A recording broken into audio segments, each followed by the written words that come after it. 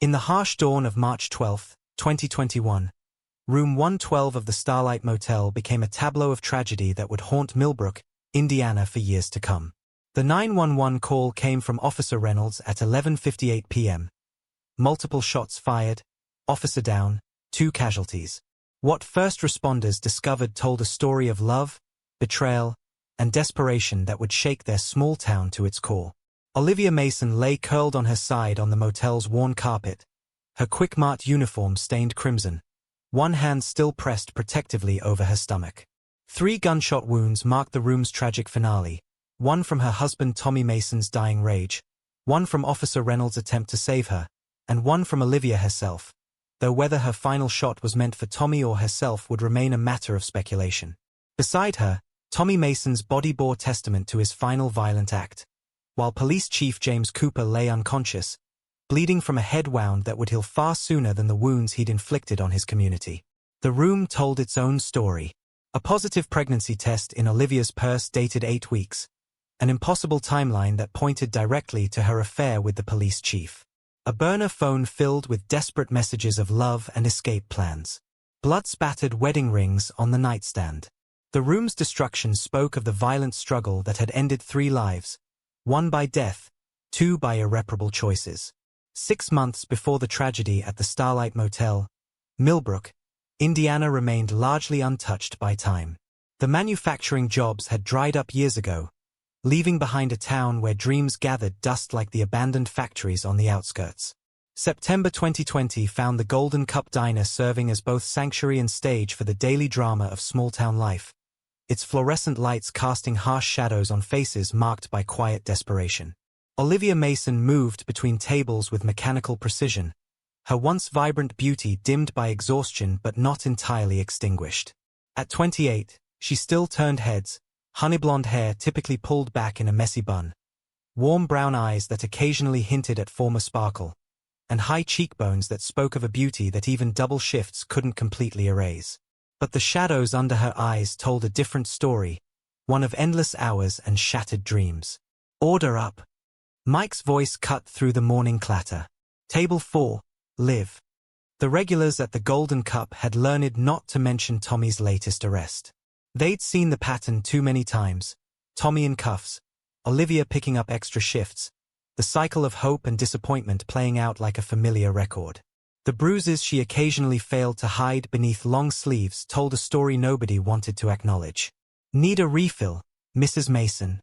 Old Joe Winters asked from his usual corner booth, his eyes carefully avoiding the fading mark on her wrist. The elderly mechanic remembered when Olivia had been Millbrook High's golden girl, voted most likely to succeed in 2010. Now she was just another small-town casualty, her nursing school acceptance letter yellowing in a drawer at home. After her diner shift ended at 2:45 p.m., Olivia had exactly 15 minutes to change into her quick-marked uniform in her rusting Honda Civic. The convenience store job had become necessary after Tommy's latest legal troubles drained their savings. Third strike looming, the public defender had warned.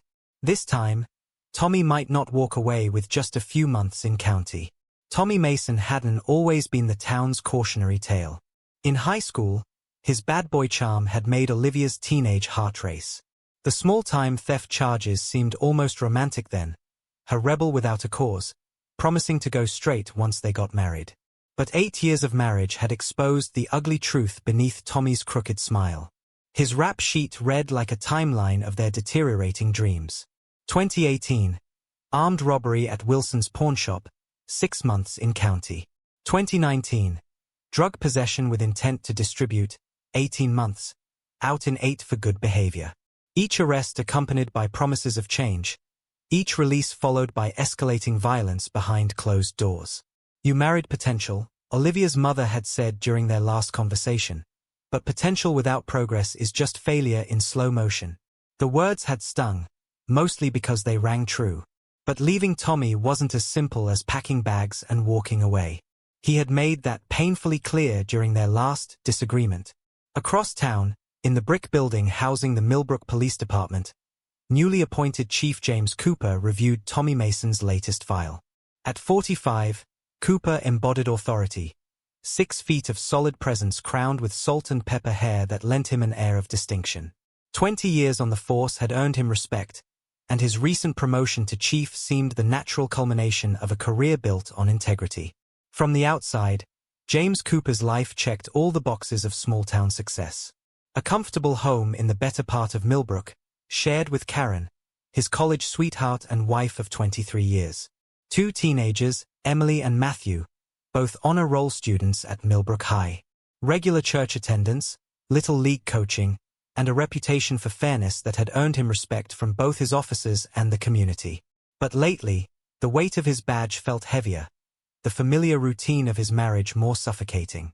Karen's passionate discussions about her advanced placement English classes had become white noise, their conversations reduced to scheduling conflicts and household maintenance. Even their intimate moments felt choreographed, following a familiar pattern that left him feeling more alone than satisfied. The latest domestic disturbance report from the Mason residence demanded his attention. Tommy was back in lockup for parole violation, and something in Olivia's statement nagged at his conscience. Between the clinical police language and routine documentation, he could read the weariness in her words, the resignation of a woman who had stopped expecting anything better from life. At the Quickmart, Olivia's evening shift dragged on under buzzing fluorescent lights. She restocked shelves mechanically, trying not to think about the bruises hidden beneath her uniform or the community college brochures still sitting in her bedside drawer. The nursing program acceptance letter, dated spring 2018, had arrived the same day as Tommy's first serious arrest. Bail money had seemed more urgent than tuition then, one of many compromises that had slowly eroded her future. The sun set over Millbrook, casting long shadows across empty streets and half-filled parking lots. Inside the police station, James Cooper signed out for the day, nodding to the evening shift officers. Neither he nor Olivia suspected that their paths would soon cross, setting in motion events that would shatter the fragile peace of their small town. In less than 6 months, the discovery of Olivia Mason's body at the Starlight Motel would force Millbrook to confront the darkness lurking beneath its small-town surface. But for now, they remained strangers, a trapped woman dreaming of escape, and a man sworn to protect and serve, each unknowingly approaching a point of no return. The first time Police Chief James Cooper really noticed Olivia Mason, it was 2:17 a.m. on a Tuesday in late September 2020. The Golden Cup diner was nearly empty, save for a couple of truckers nursing cold coffee and a teenager hunched over textbooks in the corner booth. James had started making these late-night visits to the diner after Karen started taking sleeping pills, leaving him alone with his thoughts and insomnia. "Coffee, Chief Cooper." Olivia's voice was soft, professional, but carried an undercurrent of weariness that caught his attention. In the harsh fluorescent lighting, the bruise on her wrist was impossible to miss, a bracelet of purple and yellow that disappeared beneath her uniform sleeve. "Please," he responded, noticing how she used her left hand to paw, keeping her injured right wrist close to her body. The domestic disturbance report from 3 days ago flashed through his mind.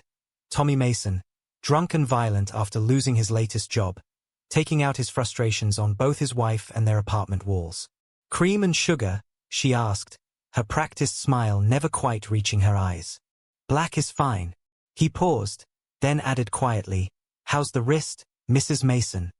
The coffee pot trembled slightly in her hand. "It's fine, Chief. Just clumsy. You know how it is." The lie fell from her lips with practiced ease, but her eyes betrayed her, darting away from his steady gaze.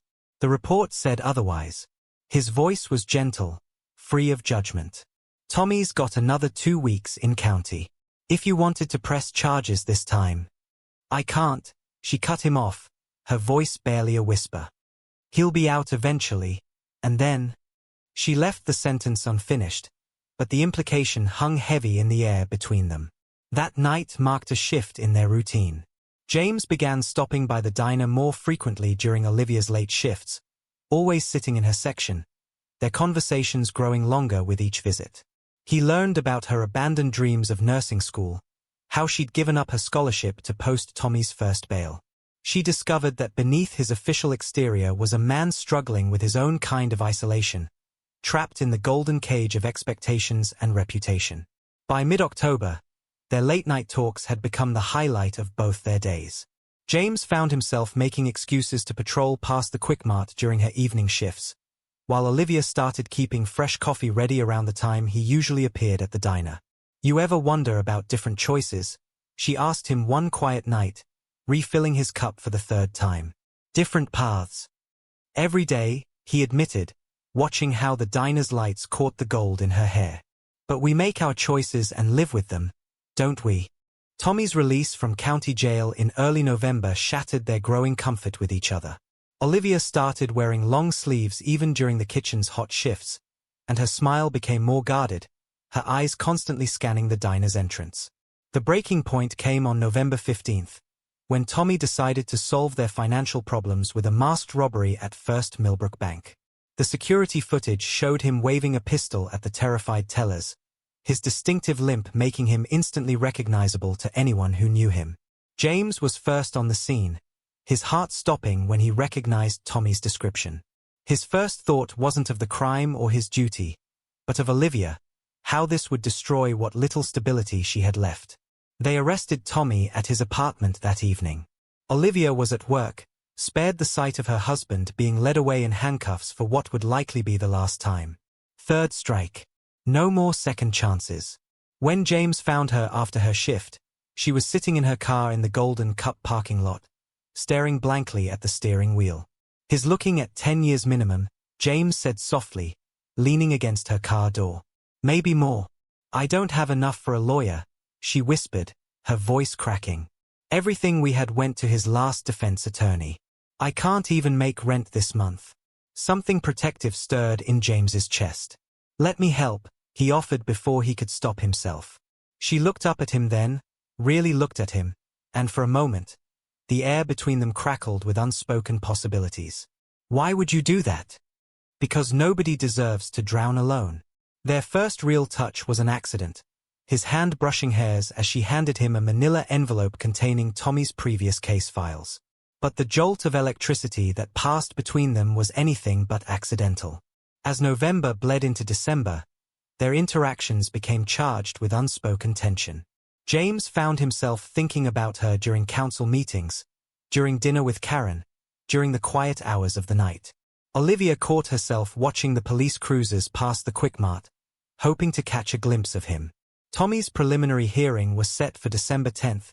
Olivia sat alone in the courtroom, watching her husband being led in shackles. James stood at the back, out of uniform, telling himself he was there to support a victim of domestic violence, not to watch the woman who had begun haunting his dreams. The public defender painted a grim picture. With Tommy's history of violence and the clear security footage, a plea deal was their best option. Still looking at 8 to 10 years. That night, Olivia's shift at the diner was quiet. The regulars had heard about Tommy's hearing and gave her space, leaving generous tips and avoiding eye contact. At 2 a.m., James arrived as usual, but something had shifted in the air between them. "I'm sorry about the hearing," he said, watching her pour his coffee. "Are you?" Her voice was barely audible. "Sometimes I think, maybe this is for the best. Does that make me a terrible person?" "No," he replied, his hand moving unconsciously toward hers on the counter. "It makes you human." Their fingers touched, and neither pulled away. In that moment, in the harsh fluorescent lights of a nearly empty diner, both of them recognized the point of no return looming before them. The next few weeks passed in a blur of meaningful glances and lingering touches. James started finding reasons to check on her apartment, citing concerns about Tommy's associates seeking revenge. Olivia began taking her breaks when she knew he'd be patrolling nearby. Their first kiss happened on December 23rd, behind the Quick Mart during her evening break. The temperature had dropped below freezing, their breath visible in the cold air. He'd stopped by to warn her about a reported shoplifter in the area. "You don't have to keep checking on me," she said, but her eyes told a different story. "Yes, I do," he replied, and then his hands were cupping her face, and her fingers were gripping his jacket, and everything they'd been denying exploded in a kiss that felt like coming home and stepping off a cliff all at once. They pulled apart, both breathing heavily, the weight of what they'd done settling over them like the gathering storm clouds above. "This can't happen," Olivia whispered, even as her body leaned toward his. "I know," James agreed, even as his thumb traced her cheekbone. But they both knew it would happen again. The line had been crossed, and there was no going back to the safety of their previous lives. In that moment, neither of them could have imagined how their newfound passion would lead to that fateful night at the Starlight Motel, where desire and desperation would collide with devastating consequences. As December gave way to January, their secret meetings became more frequent, more desperate. Each encounter was backed by the knowledge that they were playing with fire in a town too small to keep secrets forever.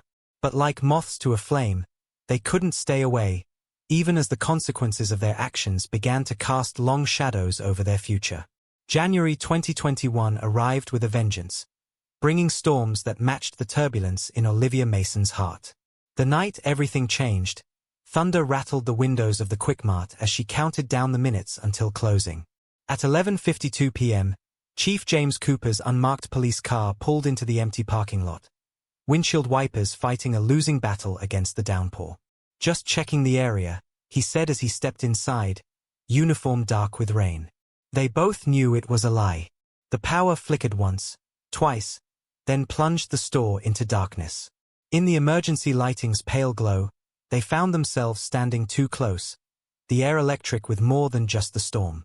"I should check the breaker," Olivia whispered, but made no move to step away.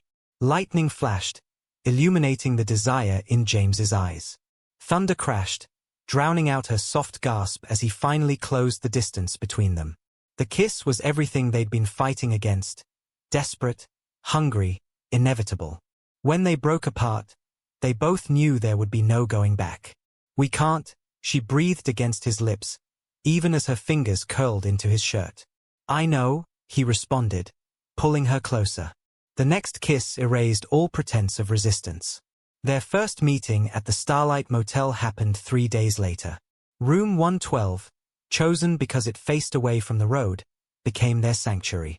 James arrived first, paying cash, using the excuse of routine patrols to explain his presence on the outskirts of town. Olivia would arrive separately, always after dark, her heart pounding with equal parts excitement and fear.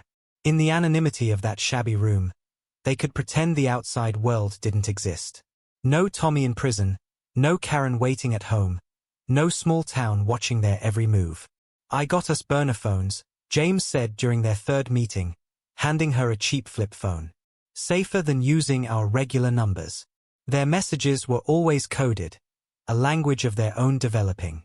Coffee delivery needed meant he was free to meet. Late shift tonight was her way of saying yes.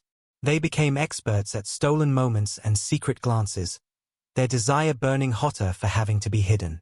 But reality had a way of intruding. Late January brought a notice of power disconnection to Olivia's apartment. Tommy's latest legal fees had drained what little savings remained, and her double shifts barely covered rent. "I can help," James offered when he found her crying in her car after a particularly long shift. "You can't," she replied, wiping her eyes. "People will ask questions. They already are." She was right. At the police station, Officer Reynolds had begun noticing patterns in her chief's behavior. The late-night patrols that always seemed to pass by Olivia's workplace, the unexplained absences, the way his eyes followed Mrs. Mason whenever their paths crossed. Anonymous notes started appearing on the department's bulletin board. "Who's watching the watchman?" one asked. Another simply listed the times and dates of James's visits to the Quickmart. "There's talk, Chief," Reynolds finally said during a quiet moment in February. "About you and Tommy Mason's wife." James met her concerned gaze steadily. "Is there a formal complaint, Officer Reynolds?" "Not yet. But people notice things in a town this small. The warning should have made them more cautious. Instead, it made their meetings more urgent, more reckless. They began taking greater risks, meeting during daylight hours, leaving signs that more observant eyes couldn't miss.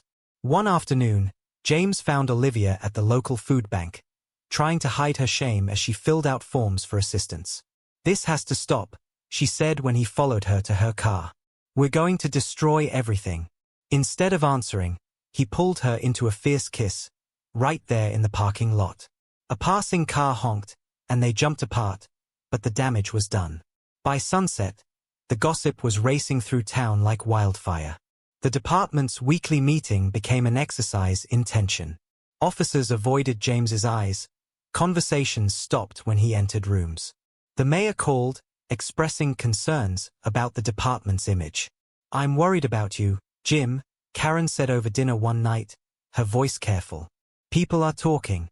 "Let them talk," he replied, but his hand shook slightly as he reached for his wine glass. Meanwhile, Olivia's isolation grew. The diner cut her hours, citing slow business but avoiding her eyes. Regular customers requested different servers. Only the Starlight Motel offered judgment-free sanctuary, its neon sign a beacon for their increasingly desperate romance. Their messages became more frequent, more careless. "I need you," she texted one night, forgetting the codes they'd established. "Everything's falling apart." "Meet me in 20, he replied, not caring who might see his cruiser parked at the motel. February's end brought new complications. Tommy's letter from prison arrived, full of threats and accusations. He'd heard rumors, even behind bars. The next day, Olivia found her car vandalized, Haw scratched into the paint. When James saw the damage, something dark and protective rose in his chest. "Let me handle it," he said, his voice hard. "How?" she asked, tears streaking her face. "You can't arrest the whole town." The situation at the department deteriorated further. Case files began disappearing from James's desk, old domestic disturbance reports involving the Masons, patrol logs showing his whereabouts. Officer Reynolds started documenting everything, her loyalty to the department warring with her respect for her chief. "Think about your career," she urged him during a private moment. "Think about your family." But James was past thinking. Every stolen moment with Olivia felt worth any price. When she told him her power had been shut off despite his help with the bills, he gave her a key to his cabin in the woods, a hunting property Karen didn't know about. Their love grew more desperate as their worlds shrank. Each meeting carried the weight of possibly being their last. They began talking about leaving, running away to some city where nobody knew their names or their shame. "We could start over," Olivia whispered one night, tracing patterns on his chest in their motel sanctuary. "Somewhere far from here." James pulled her closer, breathing in her scent. "Soon," he promised. "Just need to figure out the details." Neither of them noticed the car watching from across the street, or recognized Officer Reynolds noting downtimes and dates in her department-issued notebook. As February gave way to March, their careful world began crumbling faster than they could shore it up. But like addicts chasing a high, they couldn't stop, even as the consequences of their actions cast longer and darker shadows. They didn't know it then, but their time was running out. In just 2 weeks, their secret would explode into violence at the Starlight Motel, leaving one dead and countless lives shattered. But for now, they clung to each other in the darkness, pretending tomorrow would never come. March 1st, 2021 arrived with the kind of news that stopped Olivia's heart mid-beat. Tommy was being released early, good behavior and overcrowding. 3 years cut down to 6 months. The call from his public defender sent her stumbling to the Quick-Mart bathroom, where she emptied her stomach and tried to remember how to breathe. Her trembling fingers dialed the burner phone. "His coming home," she whispered when James answered. The silence on the other end stretched for 3 heartbeats. "When?" His voice was tight, controlled. "Thursday. 2 days. Just 2 days to prepare for the hurricane that was Tommy Mason's return." James found her after her shift, waiting in her car with tears freezing on her cheeks. "I'll handle it," he promised, reaching for her hand. But they both knew there were some things even a police chief couldn't control. Tommy's homecoming was exactly as terrible as she'd feared. He walked into their apartment like a man returning to his kingdom, eyes sharp and suspicious. The walls seemed to shrink around her. "Place looks different," he said, running his fingers along the furniture. "Been redecorating while I was gone?" "No." Her voice was small, careful. "Everything's the same." "You sure about that?" His smile didn't reach his eyes. "'Cause I been hearing some interesting stories, Liv. About you and our town's favorite police chief." The first blow caught her off guard, even though she'd been expecting it. Her head snapped back, tasting copper. "They're just rumors," she gasped. "Nothing happened. Don't lie to me." His rage exploded like a bomb, fists and accusations flying. The whole damn town's talking about it. When she showed up for her diner shift the next morning, the bruises were too dark for makeup to hide. James saw her through the window and his hands tightened on his steering wheel until his knuckles went white. That night, Tommy made sure to parade her around town, his arm around her shoulders like a python's grip. They ran into James and Karen at the grocery store. Four people pretending everything was normal under fluorescent lights while the air crackled with unspoken violence. But it was during her annual checkup at the free clinic a week later that Olivia's world truly imploded. The nurse's words seemed to come from very far away. "Congratulations, Mrs. Mason. You're about 8 weeks pregnant." 8 weeks. The timing was impossible to ignore. Tommy had been in prison 9 weeks ago. There was only one possible father. The panic attack hit her in the clinic parking lot. She couldn't breathe, couldn't think, couldn't do anything but press her forehead against the steering wheel and try not to scream. The burner phone felt like it was burning a hole in her pocket. James took the news with stunned silence, then fierce determination. "We'll figure this out," he said. But his voice shook slightly. "We'll leave. Start over somewhere else." That same day, Internal Affairs arrived at the Millbrook Police Department. Officer Reynolds had finally filed a formal complaint, backed by months of documented observations. The investigator, a sharp-eyed woman named Martinez, began interviewing officers one by one. "Tell me about Chief Cooper's relationship with Olivia Mason," she asked each of them. One by one, they broke their code of silence. Late-night meetings. Suspicious patrols. The changes in both their behaviors. Tommy's violence escalated daily, fueled by town gossip and his own suspicions. Olivia started sleeping in her car some nights, parking in different spots to avoid him. But he always found her. "You think you can make a fool of me?" he screamed one night, throwing her against the wall. "You think I don't know whose baby that is?" The pregnancy test he'd found in the trash became another weapon in his arsenal. He took photos, sent them to the police department, to Karen Cooper, to local news. The town's whispers became shouts. James watched his authority crumble like sand.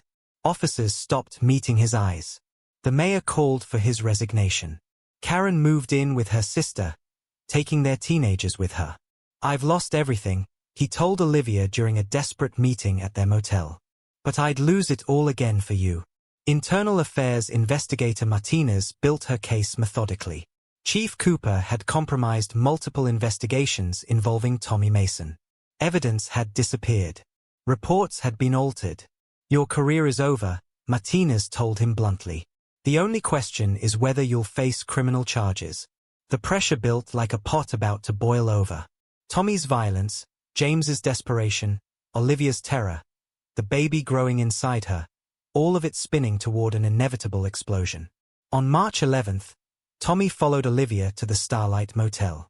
He watched from his truck as she entered room 112, saw James's unmarked car pull in 20 minutes later. His fingers tightened around his gun, rage and whiskey coursing through his veins. None of them knew they were living their last hours. That by dawn, the Starlight's neon sign would illuminate a crime scene. That their tangled web of love, betrayal, and desperation would end in blood. March 11th, 2021, 7:15 p.m. The pregnancy test wasn't even hidden well, stuffed hastily in the bathroom vanity drawer beneath old makeup and expired prescriptions. Tommy found it while searching for evidence, his hands shaking with a mixture of rage and the whiskey he'd been drinking since noon. "Olivia!" His roar echoed through their small apartment. She was in the kitchen, preparing dinner with trembling hands, already knowing what he'd found. "What the hell is this?" The positive test sailed past her head, shattering against the wall. 8 weeks. The math was simple, even through his drunken haze. He'd been in prison 9 weeks ago. "Tommy, please," she started, backing away from the fury in his eyes. "I can explain, Dash." "Explain." His laugh was ugly, dangerous. "Explain how you've been whoring around with the police chief? The whole town's talking about it, and I was too stupid to believe it." The first blow caught her in the ribs, driving the air from her lungs. The second split her lip. She tasted copper and fear as she scrambled away from him. "I'll kill him," Tommy snarled, grabbing her arm hard enough to bruise. "Then I'll kill you." Nobody makes a fool of Tommy Mason. Her survival instinct kicked in, the one honed by years of abuse. She went limp, making him loosen his grip, then slammed her knee up. As he doubled over, she ran. Across town, Chief James Cooper sat in his office, staring at his badge. Internal Affairs had left an hour ago, taking boxes of evidence with them. His career was over. They'd made that clear. But it was Olivia he couldn't stop thinking about. The radio crackled. Domestic disturbance call at the Mason residence. Neighbors reporting screams. James was moving before the dispatcher finished speaking. He ignored the questioning looks from his officers, the whispers that followed him out. Let them talk. None of it mattered anymore. Officer Reynolds watched him leave, then picked up her phone. He's headed there now, she told Internal Affairs Investigator Martinez. Just like I said he would. Olivia ran through the early spring rain, her thin jacket offering no protection. Her lip was still bleeding, her ribs screaming with each breath. She had $40 in her pocket and nowhere to go. The burner phone was her only lifeline. "James," she sobbed when he answered. "He knows. About everything. The baby dash. Where are you?" His voice was tight with controlled panic. "Corner of Maple and Fifth. Please, Dash. Stay there. I'm coming." But Tommy had followed her. His truck's headlights caught her in their glare as she tried to hide behind a bus stop. "Get in the truck, Liv," he called, his voice deceptively calm. "Let's talk about this like adults." She ran again, hearing his engine rev behind her. Her only thought was protecting the life growing inside her. James's child, their impossible future. At the police station, chaos erupted. The radio was alive with chatter. Multiple calls about Tommy Mason chasing his wife through town. Reports of him being armed. Officers requesting Chief Cooper's location. Chiefs not responding, dispatch reported. "Units in the area, please respond." Officer Reynolds listened to the radio traffic, her face grim. Everything she'd documented, every report she'd filed with Internal Affairs, was playing out exactly as she'd feared. James found Olivia first, huddled behind a dumpster in the Quick Mart parking lot. Her face was already swelling, blood staining her uniform. "My God," he breathed, reaching for her. "I'll kill him. We need to leave," she pleaded. "Now. Tonight. Before Dash." Tommy's truck screeched into the parking lot, cutting off their escape. He emerged with a gun in his hand, weaving slightly from the alcohol but his aim steady enough. "Well, ain't this cozy," he sneered. The whore and her knight in shining armor. James pushed Olivia behind him, his hand on his service weapon. "Put the gun down, Tommy. Don't make this worse." "Worse?" Tommy laughed, the sound brittle with madness. "My wife's carrying your bastard. How much worse can it get?" The radio on James's belt crackled with urgent calls. Multiple units responding. "Chief Cooper, please respond." But he ignored them all, focused only on the gun pointed at his chest and the woman trembling behind him. "She's mine," Tommy growled. "Everything was fine until you started sniffing around. Mr. Perfect Police Chief, thinking he could take what's mine." "She's not property," James said, his voice steady despite the fear churning in his gut. "Put the gun down, and we can talk about this." Instead, Tommy fired. The shot went wide, shattering the Quick Mart's window. Olivia screamed. James drew his weapon. What happened next would be debated in the official inquiry for months. Tommy charging forward. 2 shots fired. Blood on the asphalt. But none of them made it into the official report. Because before backup arrived, before the echoes of gunfire had faded, all 3 of them were in James's car, speeding toward the Starlight Motel. Tommy bleeding but alive, his gun now in James's possession. Olivia in the back seat, crying silently. And James, his career and reputation in tatters, driving them all toward a confrontation that would end in tragedy. The radio continued to call his name, but Chief James Cooper was beyond responding. He'd crossed every line, burned every bridge. All that mattered now was Olivia and their unborn child. None of them knew that Officer Reynolds was already at the Starlight Motel, having predicted exactly where they would go. None of them knew that this night would end with death in room 112. Their fate was sealed the moment they pulled into the motel parking lot, the neon sign casting blood-red shadows over their faces. 11:42 p.m., March 11th, 2021. The Starlight Motel's neon sign buzzed and flickered as James Cooper guided his car into the far corner of the parking lot. Room 112, their usual sanctuary, now felt like a trap waiting to spring. Inside, James ordered, keeping his gun trained on Tommy, who was pressing a hand against his bleeding shoulder. Olivia moved like a sleepwalker, her bruised face pale in the harsh fluorescent lighting of the walkway. Tommy stumbled, leaving crimson droplets on the cracked concrete. "You're both dead," he slurred, pain and alcohol making his words thick. "Think this through, Chief. You've got nothing left to lose." "Me? I've got nothing left to live for." Inside room 112, the familiar shabby furniture took on a sinister aspect. This room had witnessed their passion, their secrets, their dreams of escape. Now it would witness their undoing. "Sit down," James commanded, gesturing to the room's single chair. Tommy complied with a smile that sent chills down Olivia's spine. "You should check the window," Tommy said, his voice oddly calm. "Make sure nobody followed us." The moment James turned his head, Tommy moved with desperate speed. He lunged forward, catching James around the waist. Both men crashed into the dresser, sending the TV crashing to the floor. Olivia screamed as they grappled for the gun. A shot rang out, embedding itself in the ceiling. Plaster dust rained down like dirty snow. Outside, Officer Reynolds heard the gunshot from her concealed position. She radioed for backup, her voice tight with tension. Shots fired at Starlight Motel, room 112. Multiple subjects involved, including Chief Cooper. Inside, the struggle continued. Tommy's blood made his grip slippery, but rage gave him strength. He slammed James's hand against the wall repeatedly until the gun clattered to the floor. Olivia dove for the weapon, but Tommy kicked it under the bed. She scrambled after it as the men crashed into the bathroom door. "You ruined everything," Tommy roared, landing a solid punch to James's jaw. "My life, my marriage, my reputation." James fought back with the precision of police training, but Tommy's berserk strength was overwhelming. They traded blows in the confined space, demolishing the room's cheap furnishings. Olivia's fingers finally closed around the gun beneath the bed. She emerged to find Tommy straddling James, hands around his throat. "Stop," she screamed, pointing the weapon with shaking hands. "Tommy, please." He looked up at her, blood streaming from his nose, and laughed. "You won't shoot me, Liv. You're too weak. Always have been." "She won't," a new voice said from the doorway, "but I will."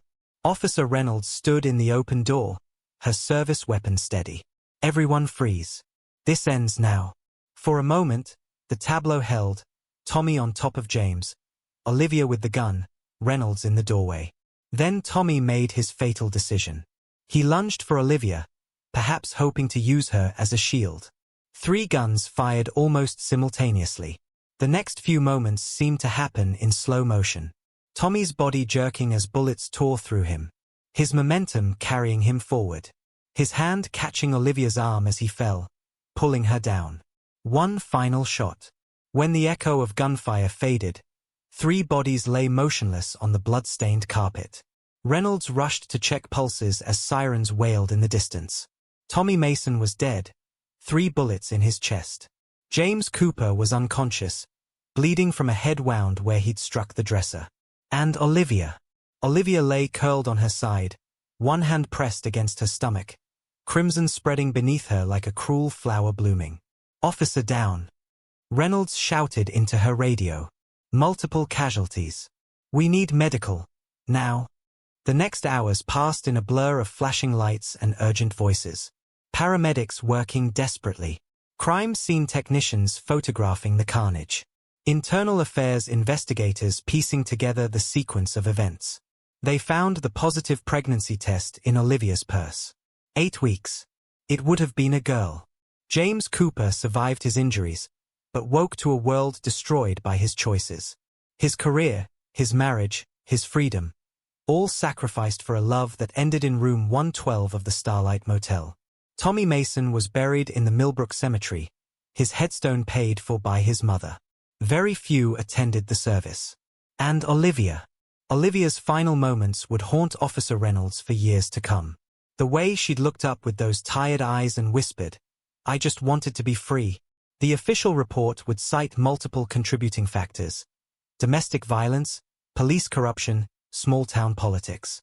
But those who knew the truth understood that it was love, desperate, reckless, impossible love, that had turned the Starlight Motel into a tomb. In the end, 3 shots were fired in room 112. 1 from Tommy's desperate grab for the gun, 1 from Reynolds' attempt to stop him, and 1 from Olivia herself, though whether she was aiming for Tommy or herself remained a matter of speculation. When dawn broke over Millbrook on March 12, 2021, the Starlight Motel's neon sign still buzzed and flickered, casting red shadows over the crime scene tape.